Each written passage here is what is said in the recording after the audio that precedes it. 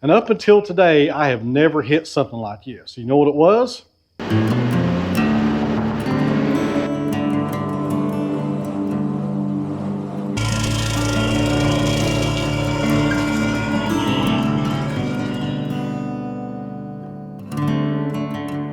So welcome back to the Sawmill, friends. It's Memorial Day weekend, and according to the weatherman, we're supposed to have some really bad thunderstorms in 3 hours. So we ain't got a lot of time, but I got a lot to get done. You guys hang in there. All right, guys, the first thing we're going to take care of is something I really don't need to do today, but I kind of want to, and I promised this in the last video, so we're going to do it. We're going to do a test run with the new brush cutter. So this right here, friends, is kind of like a bush hog. It goes on the front of the excavator. It runs on hydraulics. There's no case drain with this model. It's made by Rut Manufacturing. I paid for this. This is not sponsored by them. Counting the coupler, I got about $5,000 in this attachment right here.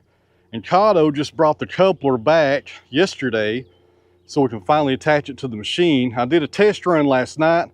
Everything went okay, and I think we're going to be good to go today, guys, to test this thing out. As far as the attachment goes, it runs on 16 gallons per minute maximum on your hydraulic flow.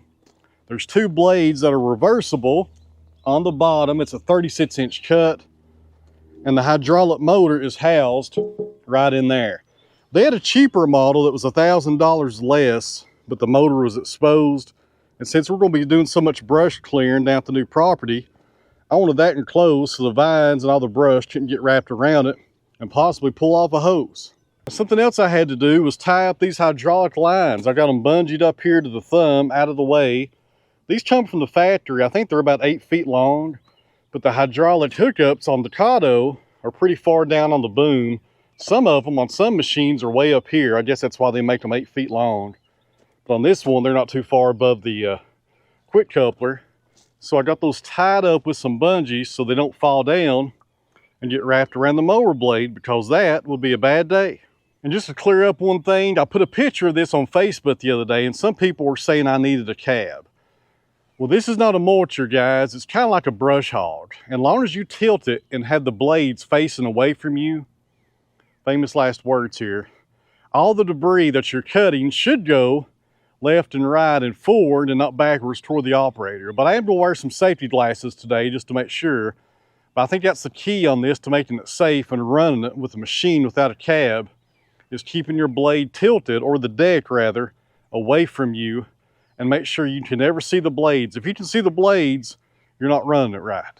And this cutter also has a guard right there on the back, which also helps prevent stuff flying back toward the operator. And if I do have a problem today and stuff starts flying at me, I could always go back and get me some wire mesh or some plexiglass and just tie wrap it to the front of the cab right there to keep stuff from hitting me. But based on what I saw on YouTube and other guys that are using this machine with open canopy machines, I think we'll be okay.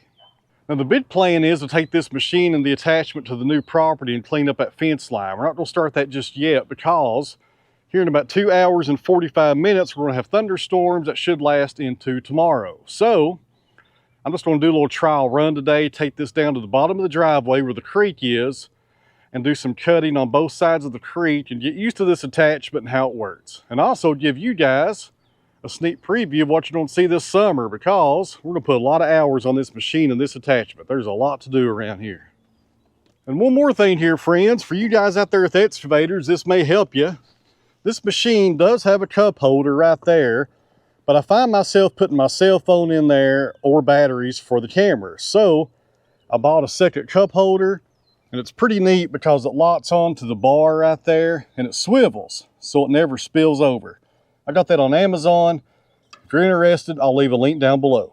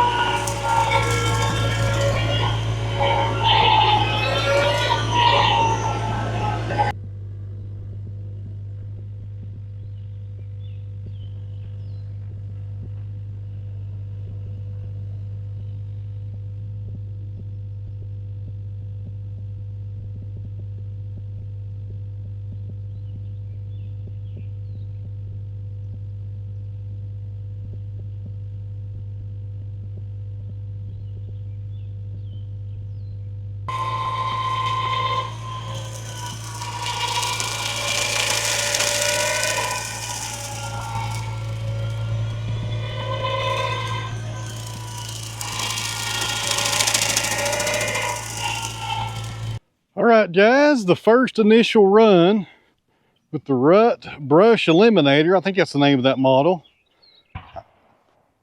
Man, that was a loud shot right there. Somebody was after something. So anyways, where was we? So the first trial run with the Brush Eliminator, I think, went over pretty good. This is a lot better than weed eating and a whole lot funner. Once I get really used to the controls, I'll probably get a whole lot faster on that. But being the first time I've ever used it, man, that thing worked good right there. I did miss a spot right there. Can't believe I didn't get that. I must have looked over it. And over on that far end, the grass is still tall. The culvert is really high right there. So I don't want to hit that with the blades. I'll tell you what, guys, what do you all think? I think we made a good investment right there. That was about $5,000, including the coupler. But look at the time it's going to save me from standing down here at the weed eater doing this all the time.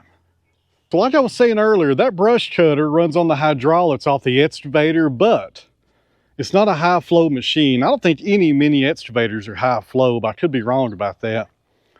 So when you use that cutter and you raise up the boom, you're robbing the hydraulic fluid that goes to the cutter to raise the boom.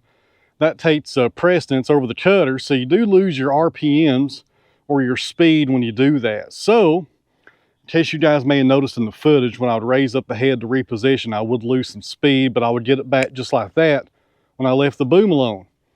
I think the best way to use that cutter is to either go down on top of your brush and get it that way. And probably the best way is set your height if you can.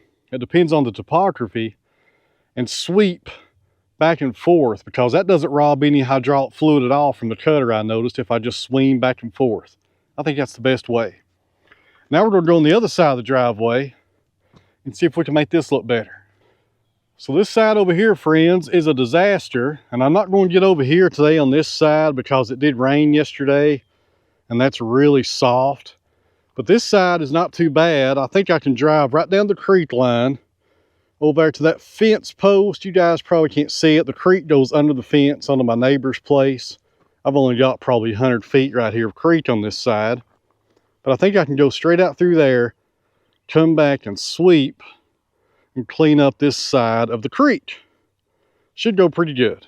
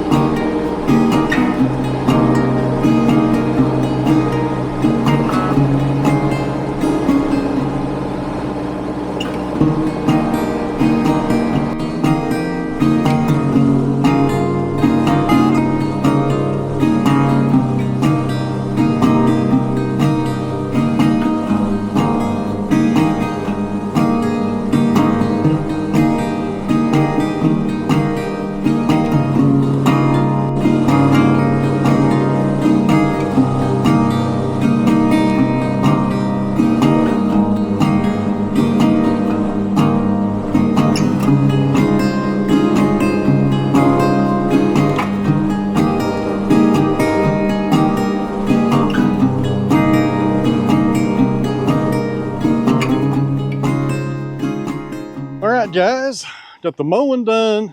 Now we're gonna head up here to the sawmill and see what we got. I don't think it's anything good, to be honest with you. I think there's some rough logs waiting on me. Yep, some nasty stuff over here. So on the Super 70, I got some butternut boards. There's 3 of them. They're live edge. They're punky on the sides. If you're new to this channel, that means they're rotten, and they're also rotten down the middle. So I'm gonna rip these down to about 4, maybe 5 inches on the width, and we'll run those to the chipper probably tomorrow. Then over here, we got some red cedar, and this one does not look good at all, guys. Got a lot of rot right there in the middle. There's a whole lot of rot on the other end. If this starts looking really bad, I'll just saw this into small boards to run through the chipper. Got some butternut behind that, and it's seen its better days.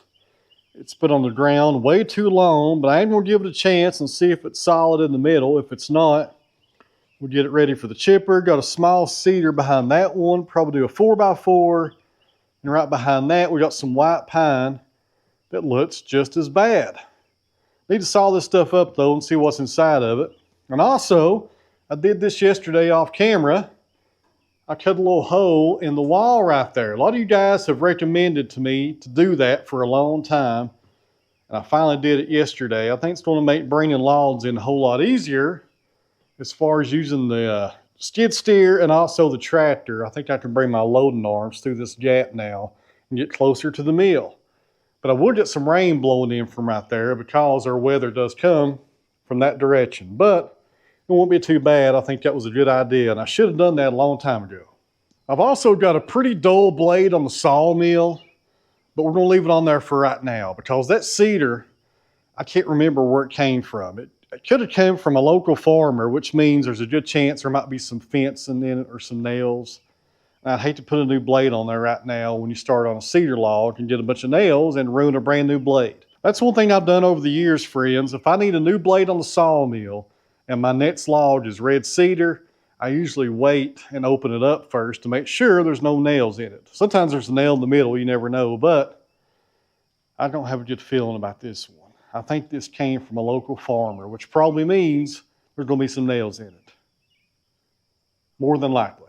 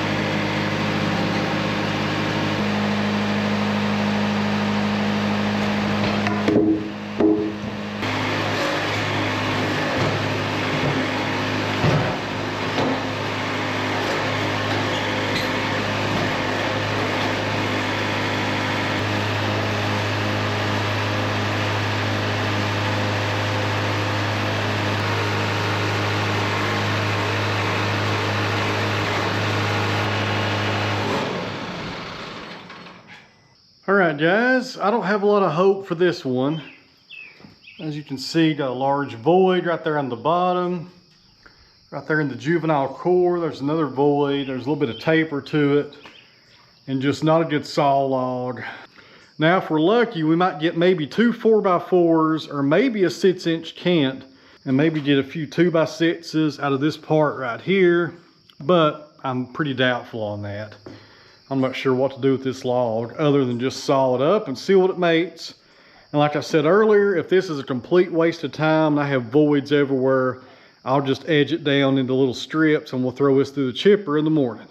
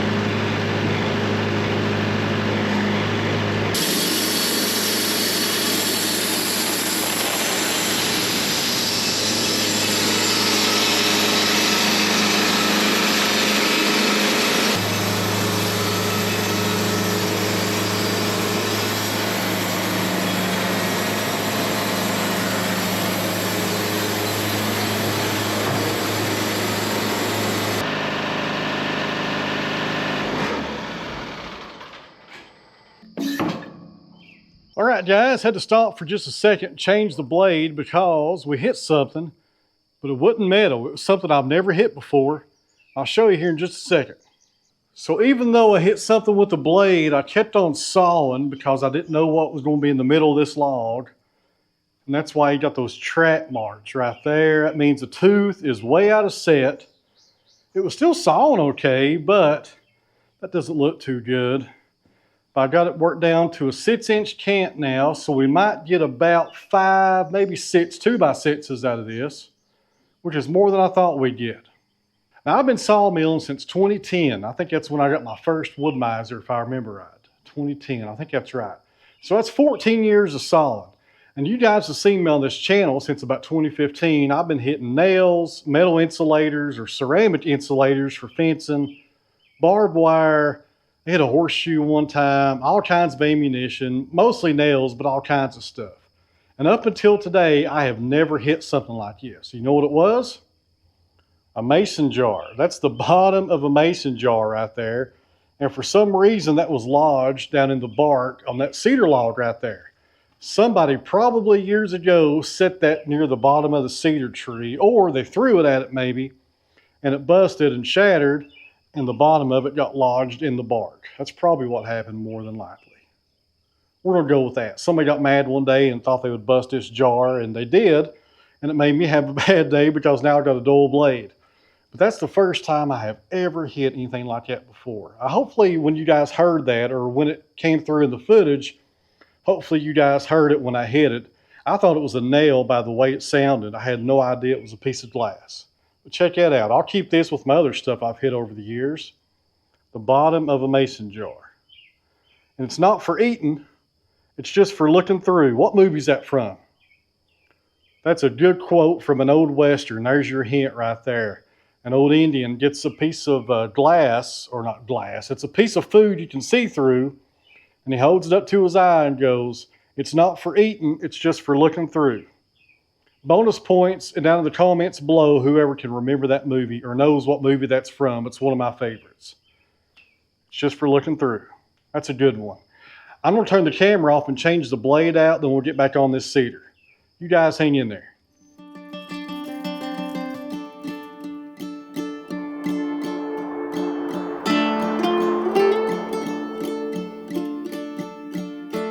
All right, friends, got a new blade on the Sawmill. That's a Joe Maine Silver Tip Wood-Mizer Turbo 7. If you want to try those blades out, call Joe Maine. Cell phone number is in the video description. And also, guys, one more thing before we finish up this cedar log. I was showing this to my wife at dinner, and she looked up the numbers on the bottom, and this is a ball jar, B-A-L-L. If you're in the United States, that's a pretty popular name for jars. I'm not sure if they're worldwide or not. But anyways, there were some numbers on the bottom, and this one was made or patented in 1933. So pretty cool history about that jar bottom right there, even though it cost me a blade. You guys hang in there. Let's cut some 2x6s.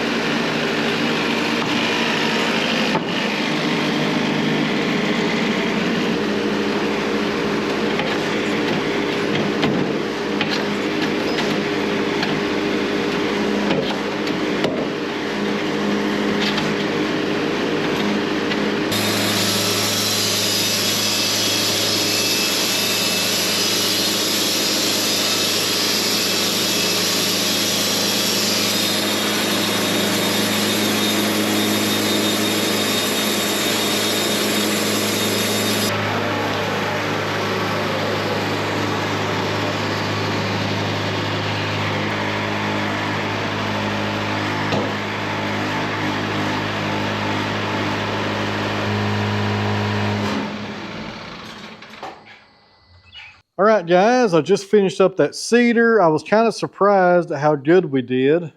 We got 6 2x6s by 8, which comes out to, see, 8 times 6, 48 board feet. Not too bad out of that cedar log. I really thought we'd get maybe 3 or 4 of these. When I saw 6 of them come off the mill, it kind of surprised me. That's pretty good right there, even with all that waste.